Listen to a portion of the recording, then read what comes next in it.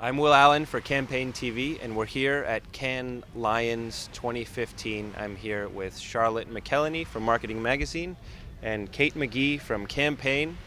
And we're sort of getting towards the end of the last week here in Cannes, and we've seen a lot of themes emerging so far. Creativity is one, which seems like it should be an obvious one, seeing as we're at Cannes Lions.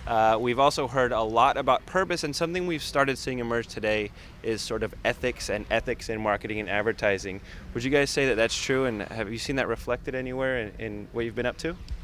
Yes, I went to a really interesting debate that was hosted by Ogilvy, and it was discussing whether if you put pictures of yourself or things about your life on the internet, whether you should then be prepared to face the consequences of that. And there was a kind of really strong debate kind of going on. But the person that really stole the show for me was a lady called Holton, and she's a Danish kind of writer who was a victim of revenge porn. So her ex-boyfriend posted naked pictures of herself online. It went viral, and she got lots of online abuse, sort of misogynistic abuse. So she, in order to kind of take control of that, she commissioned naked pictures of herself and then put them up online to take control of that. And I think she just spoke really eloquently about the issues that are involved in this. And one of the points that she made that I thought was really interesting was that it's not you're treated differently online. So everyone talks about the internet as being kind of democracy and everyone's allowed an equal voice, but actually that's not the case, because she's a young woman, and that is meaning that the naked pictures of her are going much further. She's getting kind of sexist abuse, and so it's just quite an interesting issue that actually no one's treated equally on the internet. And how about you, Charlotte?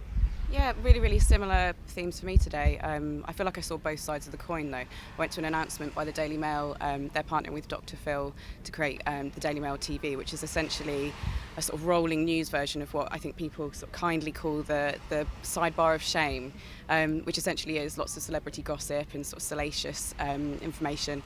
And then I went to the Monica Lewinsky talk, and she talked about the stuff that she went through, and she calls herself like the first victim of this sort of cyberbullying and online shame. I think she calls herself Patient Zero.